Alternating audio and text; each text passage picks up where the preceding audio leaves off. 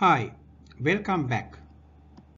We will be now moving to the second marketing mix in international business, and that would be international marketing communications. It's all about communicating the correct message through the right medium to the proper customer and make sure that the message is being understood by the customer, and based on that the customer would react.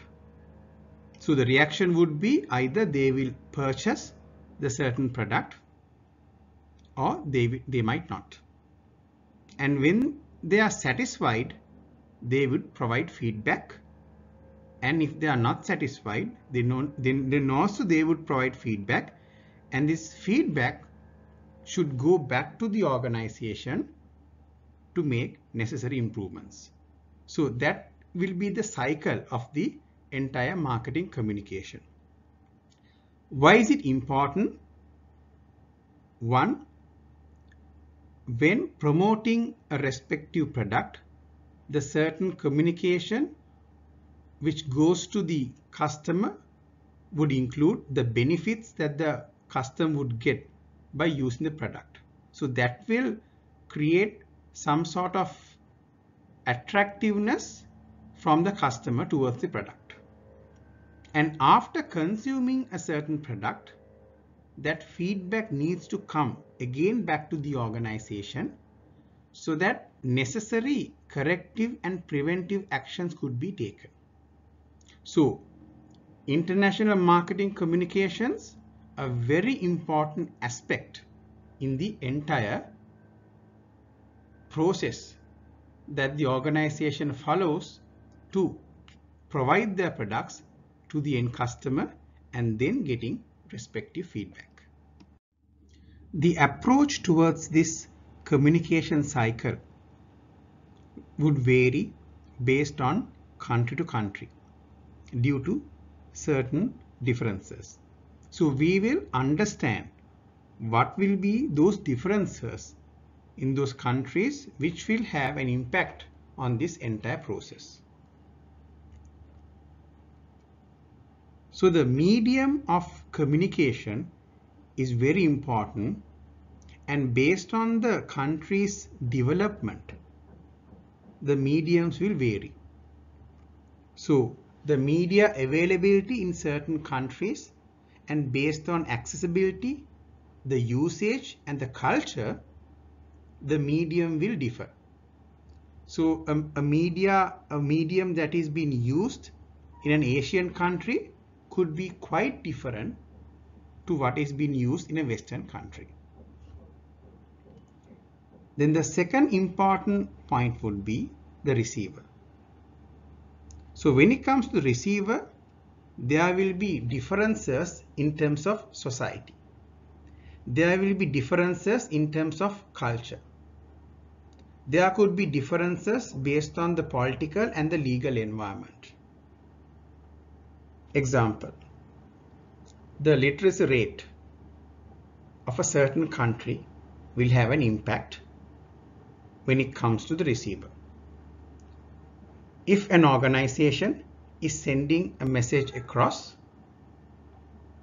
that could be somewhat complicated to understand, and if the receiver is not that educated, then the receiver might not understand the correct message. Or there could be religious factors. If the message that is being transmitted through the medium is somewhat against of the religion that is being followed in that country, then the receiver will not accept that. So likewise, based on the receiver, there could be certain reactions. So the organizations needs to understand that. The third point would be, how will the receiver would understand and translate that message into their own thinking. So the cultural context of understanding would differ country to country. There are different languages which will differ country to country. And there are certain values based on certain countries. So based on these factors, how a receiver would translate that message of that communication into their own thinking would be different. And the fourth important point would be feedback. How can the respective customer provide feedback back to the organization so that respective corrective actions, preventive actions, and the improvements could be done? And it will depend on the speed and the infrastructure on that respective country. So these are few areas that the organization needs to focus and understand, and based on that, customizations needs to be done for the communication process. So there are three key strategic considerations that can be seen in international marketing communications.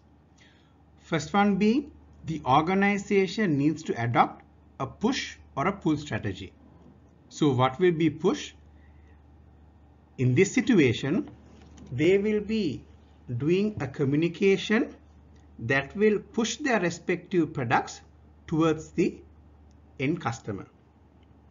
And the pull will be, in the respective message, it will create a sort of an awareness so that the customer would like to go out there to the marketplace and purchase the respective product. So that will be the difference between a push and a pull. In the push, with the communication, they will be telling all the benefits that the customer would get, and based on those criteria, they are trying to push those products into the minds of the consumers. Whereas on the pull strategy, they would give certain benefits, but they will create some sort of an attractiveness in the minds of the consumers, so that consumers would like to try out those products first, and then after being satisfied, they would go for a repeat purchase and become a loyal customer. The second strategy would be, of course, to standardize or adopt the communication, something that we have discussed under the product area as well. The third strategy would be, what are those mix elements, communication mix elements that needs to be used in that respective country. So that will vary based on the country's infrastructure and the other aspects. Let's try to understand the situations where a push or a pull strategy would be successful.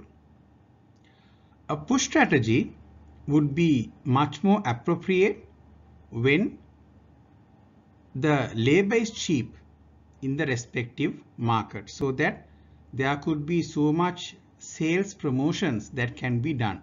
So the communication would directly go into the end customer, the consumer. The push strategy would be successful where the availability of media is limited. Then communication channels are short and direct. The number and variety of languages is so much, and the culture itself is suited for a push strategy. Whereas the pull strategy would be successful where there will be advertising is very advanced, so there will be certain infrastructure so that above the line advertising could be used and it could leverage based on that culture. There will be more choice in media for the respective organization. There will be a larger budget for the organization for these campaigns. The literacy rate would be high and the country would have a developed infrastructure. So it doesn't say that some countries cannot use a push strategy or a pull strategy. In this slide, what I am saying is the most appropriate could be based on the situation and based on the level of that country's infrastructure and the other factors. But both approaches could be used in any country, but it could be successful based on these factors and the areas that I have listed down. Should an organization standardize or adopt their communication? Well, this is something that we discussed previously when we were discussing this mix under the international product management. So how can an organization have that correct mix between the product and the communication in the global market? So there are 4 options available. The first being straight extension, where the product and the communication would be standardized right across the world market. The second option would be communication adoption, where the product will be the same, whereas the communication will be localized or adopted in the respective markets. The third option would be product adoption, where the communication would be standardized, but the product would be localized based on the new market. And the fourth option would be dual adoption, where the product and the communication both will be customized or localized based on the new market that the organization is trying to enter. So all 4 options could be followed by a respective organization, but that decision should be based on facts and information that they get from their marketing research. While following one or few of these approaches, the organization needs to continuously invest on their R&D, meaning research and development. And based on that, they need to come out with their respective new products that will ensure that will cater a demand in the market and also will give them a competitive edge in the marketplace. International advertising is an important part of the entire international marketing communication scope. So there are a few critical aspects that an organization needs to address when it comes to international advertising. And the most important aspect would be the message. So the organization needs to decide whether it's going to be one message across the globe. So the global organizations would use one message across the globe. So wherever the organization is operating, it will be one marketing campaign. Another option would be there could be global themes but could be localized in certain countries based on their respective culture and behavior. And also there could be full adoption. So the organization needs to decide how they are going to handle the particular message when it comes to international advertising. Then the second aspect would be the choice of media, which is very important. In today's world, compared to 10 years back, with the advancement of technology, internet and social media, we have seen drastic changes in the choices of media. So the organization needs to understand what are those global trends, what are those media that would attract more and more customers, and based on that, the correct choice needs to be taken. Then the third aspect would be there would be certain advertising controls in certain countries. And based on that, the respective organizations needs to manage and control those advertising based on the country rules and regulations. Now we will be moving into the next element of the marketing mix, and that would be pricing, and how an organization can manage their pricing in the international markets. So there are 3 main global pricing strategies: market penetration, market skimming, and cost plus. So when it comes to market penetration, the organization would be pitching at a reasonable price into the new market, and they would be anticipating a larger volume of business. So the objective would be to pitch with a reasonable price so that they can have more sales, and based on that they can reach their revenue targets. Market skimming would be when the organization enters the market with their differentiated products. They can skim the market with high prices. So when they enter into the market, they would be high in terms of price, but gradually they will go down in their price and come to a market penetration level. Whereas cost plus would be the organization would list down all the cost related to their product and then add on a certain margin percentage, and based on that they will price their product. So whether it's going to be market penetration, market skimming, or cost plus will depend on certain factors. Right on the top would be the objectives of the organization, then the market conditions and the environmental conditions in that respective country. So as briefly explained in the previous slide, there are three key factors that would be influencing a pricing policy of an organization, and those would be the respective company and the product factors, the market factors, and then the environmental factors. So when it comes to company and product factors, it's all about the corporate and the marketing objectives on what they want to achieve. How do they want to position the product in the minds of the consumer?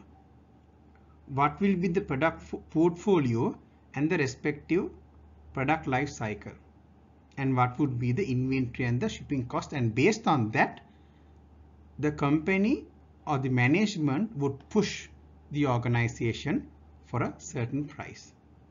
The market factors could be such as the competitive influence and the responses. What are those competitive prices in the market? Then the market structure would be another consideration. Of course, demand and the payment terms which are being used in the respective market. When it comes to environmental factors, what are those currency fluctuations? And based on that, the pricing could be imposed.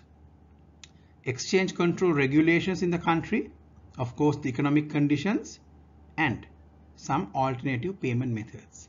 So at a very high level, there are three key factors. One would be the company and the product factors, then the market factors, and lastly the environmental factors, which will have an impact on fixing the pricing policy for a certain product in an international market. When it comes to pricing, there will be certain pricing problems that can be seen in international marketing. Let us discuss few of them. The first one would be grey marketing. So what do you mean by grey marketing? So grey marketing would be an unauthorized transfer of product from a country to another country. Example, there will be a product which is produced in a country called A, and they are supposed to sell those products to country B. So the country A exports the respective product to country B, and the distributor within country B has planned a certain price where the product could be sold in country B. Unfortunately, there could be a person or an organization who will be transporting these products to country B in an unauthorized way. And as a result, another distributor in country B would be selling the same product for a lesser price. So the first distributor who has brought down the products in the legal way or the most appropriate or the correct way will be at a disadvantage because the same product will be in the market which has come through an unauthorized route and is being sold in the market for a lesser price. And this is called grey marketing. Second one would be transfer pricing. Now, transfer pricing is mostly done by multinational organizations because what they do based on their scale, when a branch of their organization is opened in a country, that particular headquarters will be pumping money, and based on that, at the very initial stage, they would be able to sell those products in the new country at a very less price. So when that happens, the respective competition will have a threat, and there could be an imbalance in the pricing in the market. The third problems that we see in this market would be things like leasing and counter trade. So when products and organizations are brought into the market with lease agreements, then there could be another imbalance in the respective pricing terms. So likewise, there could be few pricing problems that organizations might face when they are moving into international markets. We will be now looking into the fourth element of the marketing mix, and that would be distribution and logistics and how that could be done in an international market. So the key objective of this marketing mix element would be to build an effective supply chain. So there are four elements that would influence a strong distribution strategy, and those would be distribution density, channel length, channel alignment, and then of course distribution logistics. And we will be discussing these four areas in detail in the next few slides. So the first element would be distribution density. So it talks about how widespread is the distribution of a product or a service so that the customer can easily reach out and purchase or experience that product or the service. So it's about ideal number of outlets required to serve the customers. For an example, if you take Cargill's supermarkets, now they are spread across Sri Lanka, and previously there were only few outlets in the entire country. So about 40 or 50 years back, when Cargill started their supermarket operations, there were only 4 outlets. There was 1 in Kandy and there were 3 in Colombo. But today they have understood that they need to improve their distribution density in order to make a difference in their strategy, and therefore they have opened up outlets so that customers can easily reach out to the outlets and purchase their products. So this will be largely depending on the consumer behavior and of course the economic development. So same example, Cargill's, the level of economy that we had 50 years back, and with the open economy, what country has turned around, those conditions have impacted businesses to change their way of practicing. Then comes channel length, very important.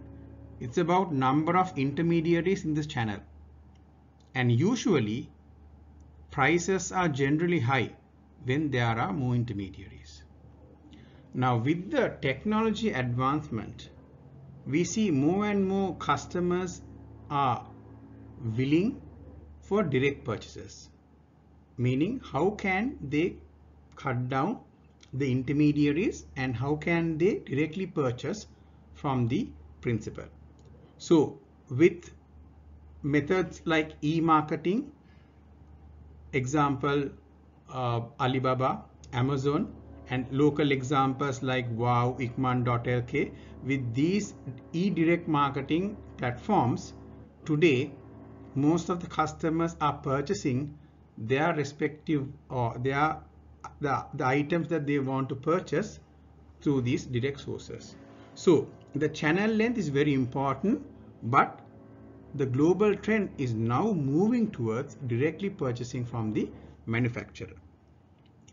The third important point would be the channel alignment, meaning how the organization can effectively manage these intermediaries within this channel so that they make sure the respective product is distributed or delivered to the end customer in the right quality, at the right time, and at the right price. The fourth element that would influence a distribution strategy would be distribution logistics.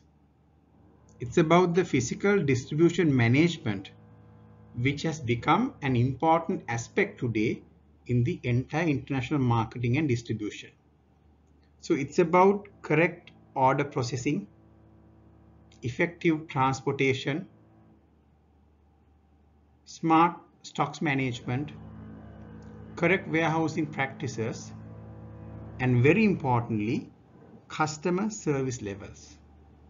So processing the order right at the upstream, and then from the supply onwards transporting the respective products, warehousing them at the correct stock levels, and delivering the products to the customers at the correct service levels. Today it has become a very vital element. So in today's marketing environment, one of the major areas that would create competitive advantage would be service levels. But in order to provide those service levels, the organization needs to ensure that the upstream, meaning order processing, transportation, stocks management, and warehousing, needs to be in line and aligned so that the service levels could be delivered as the customer desires. In this slide, let's try to understand what are those major cost factors when it comes to logistics. So there will be transportation and the insurance cost. So when products are transported from one country to another country, and then within that country there will be cost, and of course during that transportation the product should be insured. Then there would be warehousing cost, the cost that you will be paying for the warehouse. Inventory cost, meaning the cost of that products. Then order processing and documentation cost, respective packaging cost, and also if the respective organization has lost some sales because of logistics and the respective delays, the cost of that lost sales. So these are the cost factors the organizations and their financial divisions consider when it comes to logistics. We are now moving towards the final section of session 10 as well as this subject, and that would be evaluation and control. What do you mean by evaluation and control?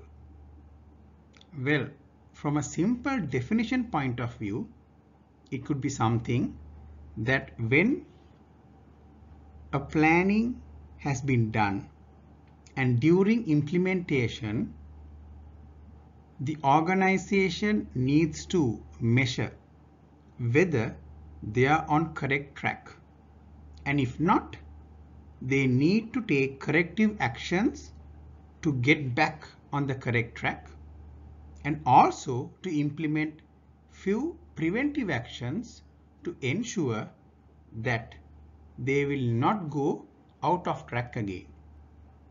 So evaluation and control is very important, irrespective whether you are in a local market or in an international market. So when developing an international marketing strategy, it's very important that the organization goes through the analysis, the strategy development and implementation, and then they need to have the process of evaluation and control to ensure that things are being done as planned. It's similar to an audit division in an organization. So they come and check whether things are happening as per defined. So same way, evaluation and control on a continuous basis is very important for any international marketing plan. So whatever feedback and information that the organization will get from this evaluation and control should be fed back to the respective business areas to ensure that when future projects are planned, analyzed and planned, these lessons learned are incorporated so that they will not make the same mistakes in the future projects. We all know when operating in an international business market, there would be so many challenges. So that lessons learned from these projects will be very important for all the project managers and the marketeers who will be starting projects in certain other countries, so that they don't have to go through the same cycle again, but they can get information from these lessons learned and make sure that their projects are very much successful. Organizations are very much interested to continuously evaluate their strategies and implementation plans so that they can make sure the respective organizational objectives are met. So there are few financial measurements that organizations can use to evaluate and ensure whether they have been successful in reaching their end objectives. So those financial measurements could be EBITDA, that's earnings before interest, depreciation, tax and amortization, and then there will be profitability, ROI, return on investment, the current cash flow, the market share they will be having in the market, and the market growth rate. Also, organizations can use models such as BCG metrics, G metrics, Porter's 5 forces to evaluate the strategic options that the organization will have there out in the marketplace. When it comes to controls, controls will be established to ensure that the desired results have been achieved by the organization. So for an example, when it comes to goal setting, the organization would like to know what do they want to achieve, and based on that, control measurements could be established. In terms of performance management, what is the current status of achievement could be measured on a periodic manner. Performance diagnosis. If something went wrong, what is the root cause analysis, and what corrective and preventive action could be taken in. And then, as discussed previously, the corrective action. So those are the controls that the organizations would need to implement in their entire ecosystem. The effectiveness of any control system of an organization will depend on the accuracy and the flow of information from their respective international markets and the process of two-way communication between the marketplace and the organization. So both marketplace and the organization needs to be aligned in terms of flowing this information, and based on that, the respective control system will ensure that the correct measurements are set, measured, and corrective actions are being taken. This will be the final slide for today's session as well as the subject. From day one, we have been using this business planning process in order to understand the concepts that needs to be applied when an organization is moving into an international business area. So we have understood what are business objectives and how important are they? What are the tools and techniques that needs to be applied when it comes to appreciation of current situation from an external point of view as well as from an internal point of view? How to analyze those information and come into conclusions? What are marketing objectives and how to derive them? Then what sort of strategies that are required to achieve those objectives, and we have gone into detail from a theory point of view as well as how to apply them in a global market point of view as well. What sort of plans are needed? Then also how financials will play a key role in this entire marketing plan. Then we concluded with measurement and control. So this slide will be the main summary, and this slide will be your guideline for your respective assignment for the presentation as well as for the final report.